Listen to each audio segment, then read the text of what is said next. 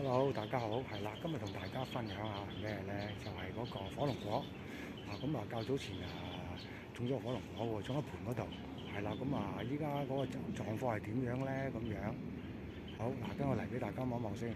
好啦，嗰陣時有睇片嘅朋友已經知道啦，嗰陣時種咗兩盆嘅，呢盤啦睇咗細嗰盤先，咁細嗰盤點咧？呢個咧就嗰陣時種咧就做咗個測試嘅。究竟我冇批到佢一寸到嗰個，即係呢個咧就係冇批走嗰個外皮嘅，就呢個啦。咁咧就係原本咁種落去嘅，咁種落去。咁呢離奇嗰兩棵咧就批咗一寸到嘅嗰個外皮去嘅咁樣。呢棵咧就係有個記號嘅，就係有條菱繩啦，就綁住呢度。咁菱繩都斷埋啦，日曬雨淋斷咗。咁就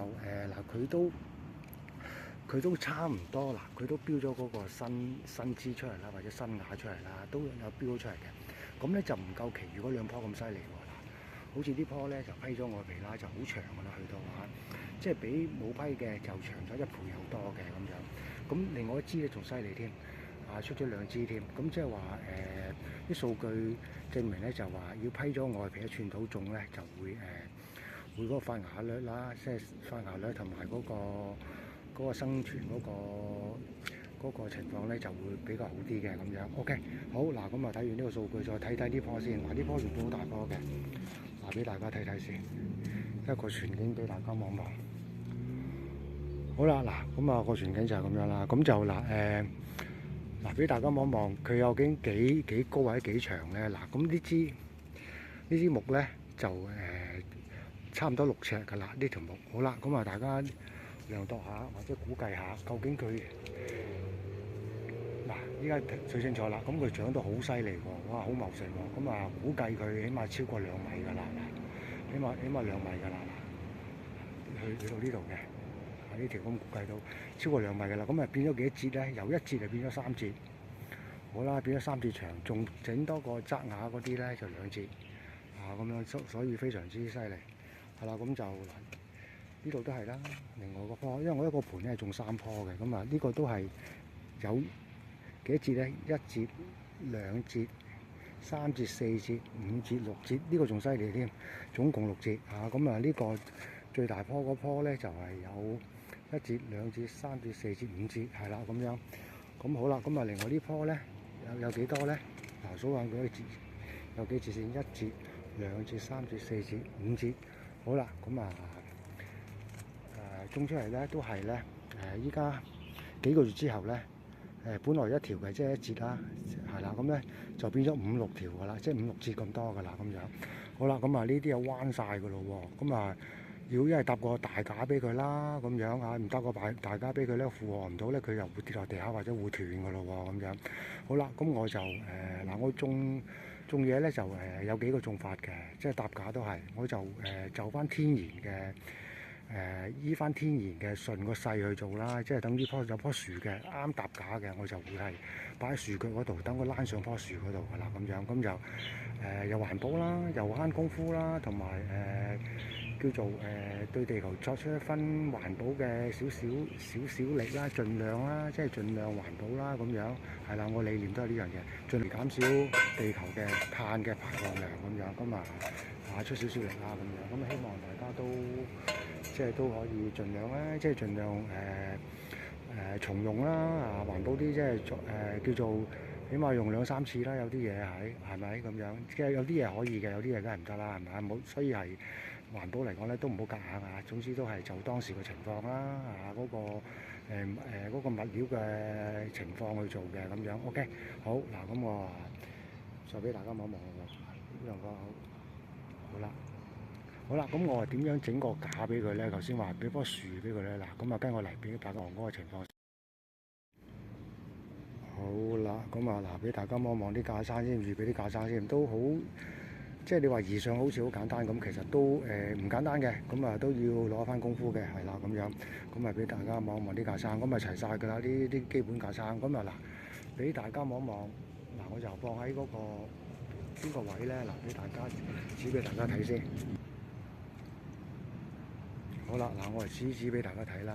咁嗱，我就放喺呢個位啦。到時呢一陣間咧又清理咗啲嘢，就放喺呢個位。嗱，啲木指住呢個位啦。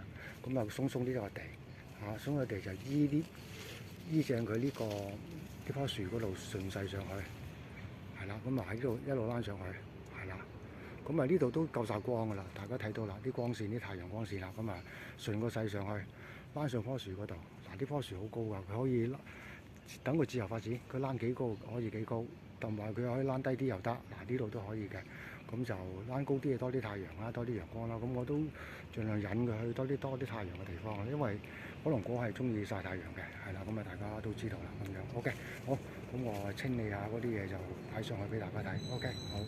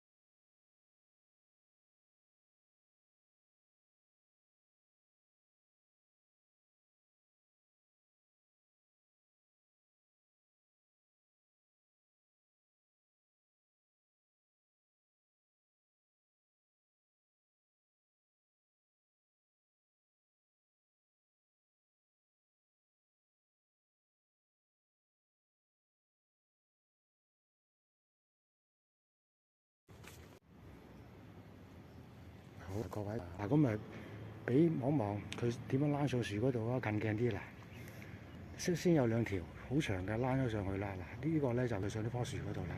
咁長嗰條咧就去到呢個位噶咯喎。嗱，呢個咁啊一路咧一路睇下佢幾發揮啦，幾高啦，所謂叫爬得幾高咁就希望一路爬上係啦，爬到天咁高啦，希望咁樣，咁就係啦，咁就嗱，仲有呢條啦，嗱呢條咧佢就捲住嗰個即係嗰條木喎。